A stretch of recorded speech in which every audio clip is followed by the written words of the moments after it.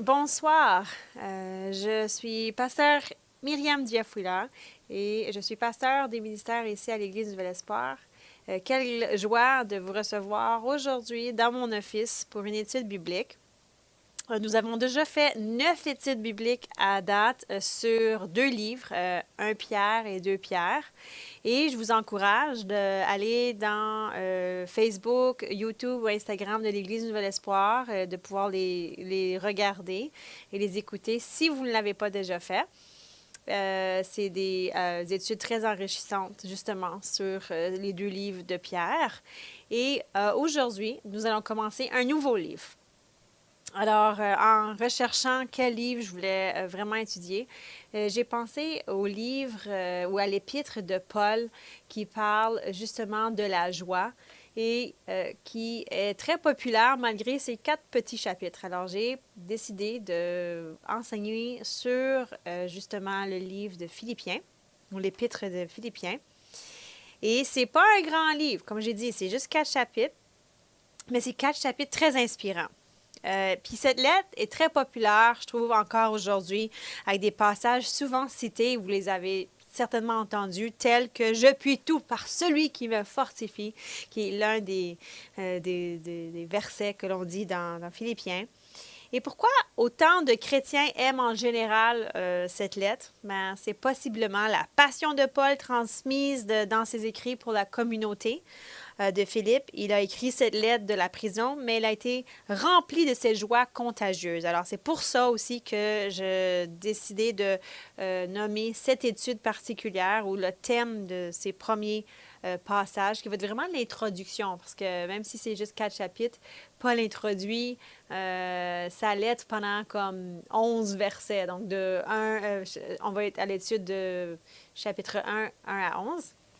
J'ai décidé de nommer ça « Joie dans la communauté », justement parce que Paul est rempli de cette joie contagieuse. Et même s'il avait des blessures aux pieds, il avait les mains liées en prison, il courait cette course de la vie et il gagnait. Il gagnait. Paul avait été abandonné par plusieurs, même des croyants, mais il croyait que servir était la voie pour devenir un disciple dévoué de Christ. Et sa situation présente semblait être sans espoir. Il est là, il est en prison alors qu'il écrit cette lettre, mais il était consumé par l'espoir que seulement Christ peut donner. Je veux dire, qui d'autre serait content alors qu'il est en prison? Et en prison injustement en plus. C'est pas comme s'il était un criminel, il était mauvais ou tout ça. Alors, dans la noirceur et la souffrance des liens de la prison, Paul était rempli de confiance que toute chose serait transformée par Christ. Et il avait découvert le secret du contentement et de la joie malgré la souffrance présente qu'il vivait et dans laquelle il était. En somme, les choses que notre cœur aspire vraiment, les choses qu'on veut vraiment dans la vie, est bien exposées dans le livre de Philippiens. Alors, pensez-y. Qui désire la joie sans mesure? Désirez-vous ça, la joie sans mesure? Désirez-vous la persévérance dans la course de la vie? Est-ce qu'on désire avoir un cœur de serviteur? Est-ce qu'on désire de l'espoir pour le futur? Qui veut du désespoir? Je pense qu'on veut tous de l'espoir pour le futur.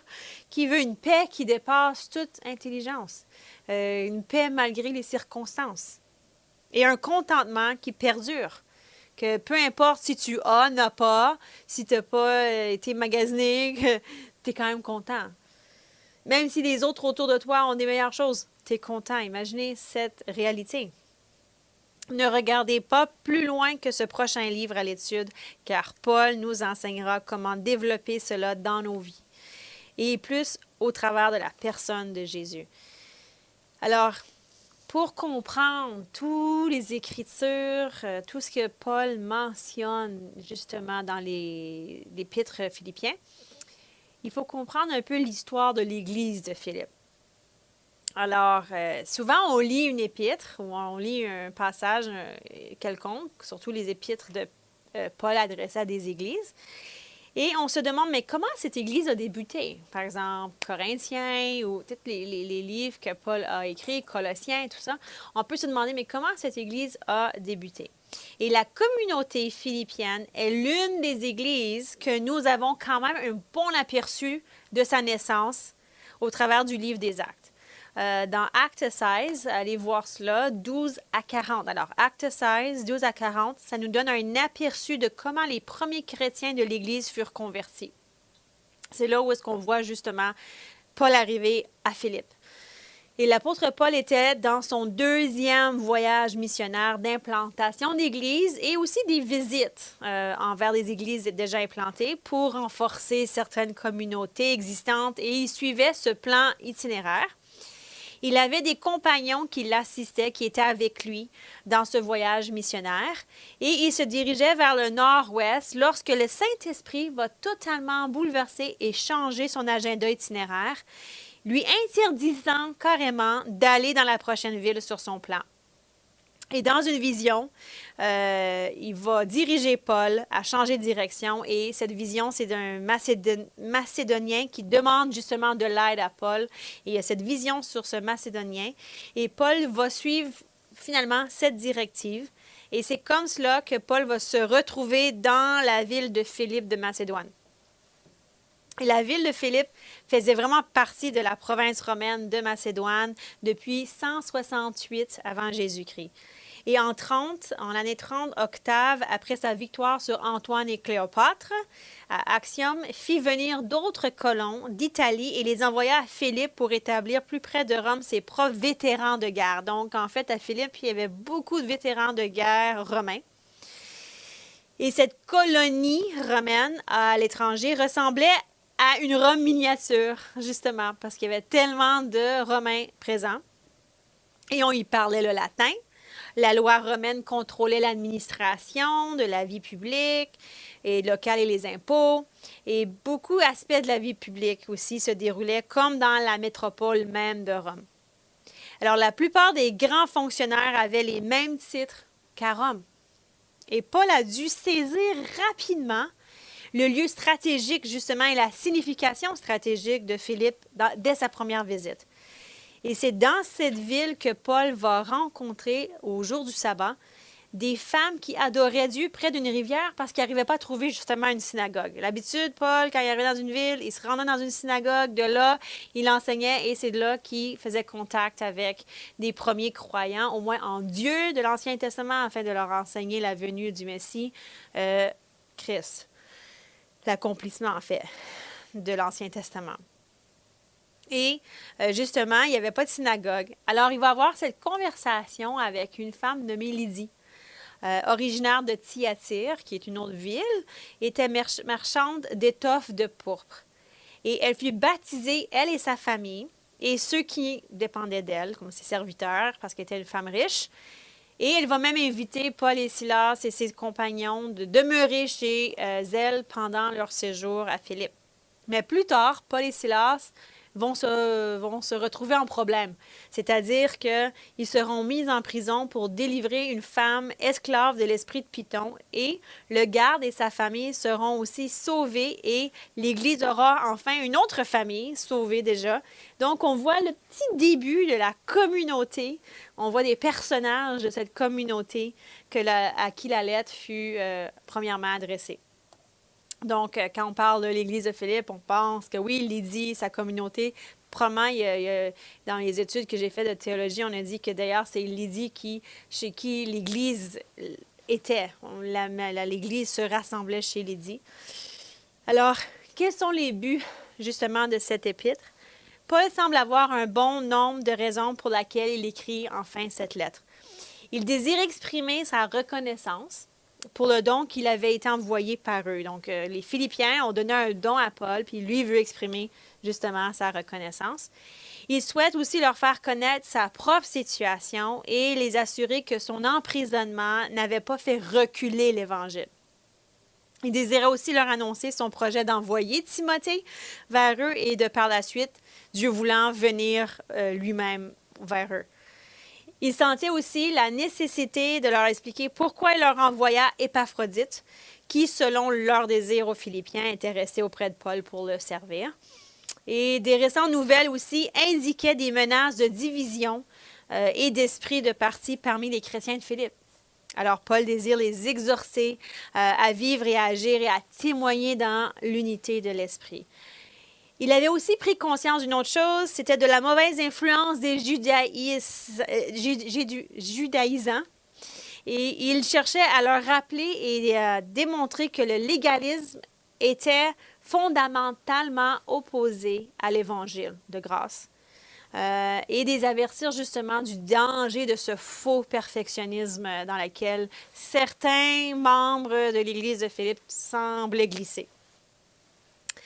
Enfin, cette lettre lui offrait aussi l'occasion d'encourager les croyants de Philippe à souffrir courageusement, à vivre dans un même esprit et à confier entièrement leur vie au Seigneur en toutes choses et en toutes circonstances. Maintenant, avant de commencer dans le texte, j'ai une petite histoire que j'ai lue qui m'a fait penser un peu à la situation de Paul, les Philippiens et tout. Et c'est l'histoire d'une comtesse russe qui, un jour, accepte le Seigneur Jésus comme son sauveur et Seigneur. Et elle a été très ouverte au sujet, justement, de sa conversion et elle a donné son témoignage autour d'elle. Et le tsar russe a été mécontent et il l'a jeté en prison comme discipline. Et après 24 heures, au plus bas niveau de la société russe, dans les conditions les plus misérables imaginables dans cette prison, il a décidé d'ordonner de la faire venir dans sa présence. Alors, il a souri d'un air sardonique et a dit « Eh bien, elle vous prie maintenant à renoncer à votre foi stupide et à revenir au plaisir de la cour du tsar. » Et à sa grande surprise, la comtesse sourit sereinement et dit « J'ai connu plus de vraie joie et plus de vrai bonheur en une journée en prison avec Jésus que j'en ai connu en une vie dans les cours du tsar. » Et je crois que c'est un peu ce qui anime Paul dans ses lettres à Philippe, à la ville de Philippe, c'est que vraiment, il avait ce contentement, même en prison, parce qu'il avait la présence constante de Jésus. Et c'est ce qu'il va vouloir communiquer justement aux croyants de Philippe. Alors, allons au verset 1. Paul et Timothée, serviteurs de Jésus-Christ, saluent tous ceux qui, par leur union à Jésus-Christ, appartiennent à Dieu et qui vivent à Philippe, ainsi que les dirigeants de l'Église et les diacres. Que Dieu, notre Père, et le Seigneur Jésus-Christ vous donnent la grâce et la paix. J'exprime à mon Dieu ma reconnaissance chaque fois que je pense à vous. Je prie pour vous tous en toute occasion. Et c'est toujours avec joie que je le fais. Oui, je remercie Dieu car depuis le premier jour jusqu'à maintenant, par le soutien que vous m'avez apporté, vous avez contribué à l'annonce de la bonne nouvelle. Alors, mon premier point, c'est que pour vivre la joie dans la communauté, il faut en être reconnaissant et savoir l'exprimer. La joie est un des grands thèmes, comme j'ai dit, de cette lettre. Et en seulement 4 chapitres, le mot joie est employé 16 fois. Nous voyons l'apôtre manifester sa joie, premièrement dans ses prières de reconnaissance pour les croyants de Philippe. Ses actions de grâce et des prières montent de son cœur, exprimant aussi sa louange pour l'œuvre de Dieu accomplie au travers leur fidélité et leur contribution, justement, pour le royaume. Il rend donc grâce pour la manière dont les chrétiens de Philippe ont pris part avec lui au travail de l'Évangile. En le soutenant, même financièrement, ils ont pris part. Depuis le premier jour désigne peut-être aussi le début du séjour de Paul à Philippe, comme j'ai mentionné tantôt, quand Lydie lui ouvre sa porte et fit avancer par son aide justement la prédication de la bonne nouvelle, même là à Philippe. Paul nous enseigne ici par son exemple l'importance de la prière et des actions de grâce au sujet de notre communauté de croyants. Combien de fois prions-nous pour les gens de notre Église, de notre communauté? Et encore mieux, combien de fois exprimons-nous justement notre gratitude pour leur dévouement, leur engagement au service du Seigneur et des autres? Combien de fois on dit merci de ce que tu fais, qu'on encourage justement ceux qui œuvrent dans le service de Dieu ou on encourage ceux qui font le bénévolat et ceux qui se donnent. Paul était reconnaissant pour leur soutien. Et il leur exprime cela ouvertement dans sa lettre et semble même associer ce soutien depuis justement l'hospitalité de Lydie jusqu'à présent. Et n'oublie pas les sacrifices qui ont été faits au fil des années. S'il est capable d'aller jusqu'en arrière, c'est qu'en fait, il réalise l'importance de ramener ces choses-là parce que des fois, on est vite à oublier. Hein? Les gens font des bonnes choses pour nous, puis on les oublie. Les gens font des sacrifices, puis on pense toujours maintenant, OK, ça c'est fait, on le dit oui, puis on tourne la page. Mais ici, on voit vraiment que c'est bon. C'est bon d'encourager les gens, de les faire dire que, hey, on se rappelle de ce que vous avez fait, puis on a cette gratitude de ce que vous avez fait.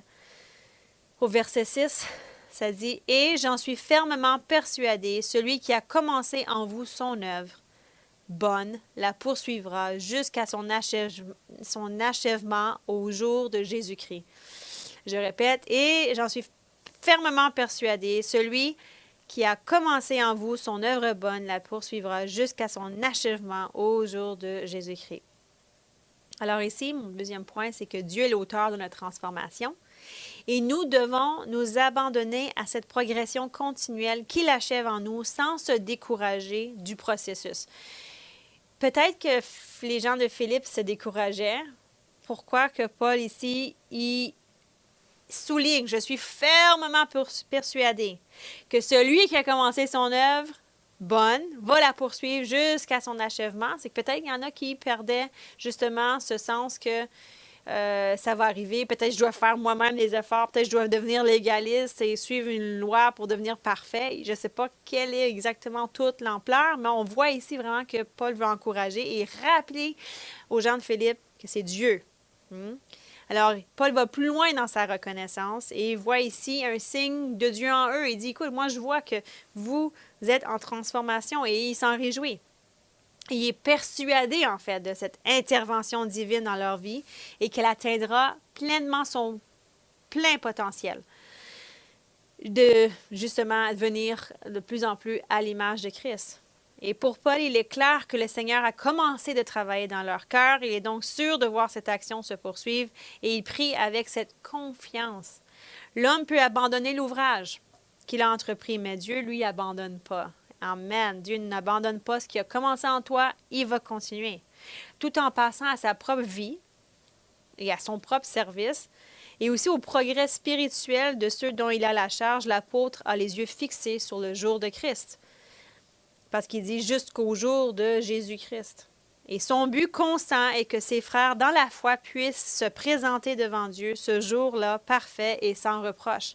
Donc il dit, écoute, moi je le sais que ça va arriver, je le sais que vous allez arriver jusqu'au bout de la course, qu'au jour de Jésus, vous allez être trouvés justement saints, purs et irréprochables. Et cela nous donne confiance de savoir que Dieu est toujours à l'œuvre. Et en nous, et que nous devons placer aussi notre confiance en lui, sachant qu'il nous transforme de gloire en gloire à son image. Alors, Paul continue au verset 7.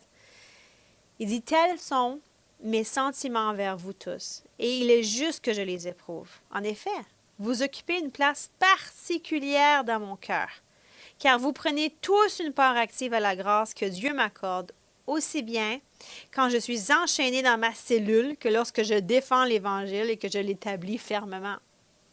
Oui, Dieu m'en est témoin. Je vous aime tous de l'affection que vous porte Jésus-Christ. » Alors, mon troisième point ici, que ce qui compte réellement est la valeur et la qualité de nos relations dans la communauté. C'est la joie d'être ensemble et d'exprimer l'amour de Christ. Et le terme ici, grâce, quand il dit « car vous prenez tous une part active à la grâce que Dieu m'accorde », le mot « grâce » ici peut faire référence au privilège d'être appelé à faire connaître l'Évangile aux autres et la force qui permet à Paul, comme aux chrétiens de Philippe, de l'accomplir ensemble. C'est pas quelque chose que on dit « Ah, moi, j'ai tellement travaillé tout seul là, dans mon coin, puis regarde, personne m'aide. » Non, c'est vraiment comme il cherche vraiment justement à dire « C'est ensemble qu'on accomplit, c'est ensemble qu'on fait ceci. » Une telle force est nécessaire car son ministère même coûte à Paul d'être dans les chaînes. Il dit « Écoute, moi, je suis dans les chaînes, mais je suis encore capable de faire avancer l'Évangile. » Et dans la prison, il y a toujours besoin de cette grâce aussi pour sa tâche importante de la défense et de l'affermissement de l'Évangile. Ses sentiments envers la communauté de Philippe lui permettent d'exprimer que Dieu connaît la sincérité de sa prière pour eux et l'amour qu'il inspire. Il dit, je porte en moi l'amour que porte Jésus-Christ pour vous.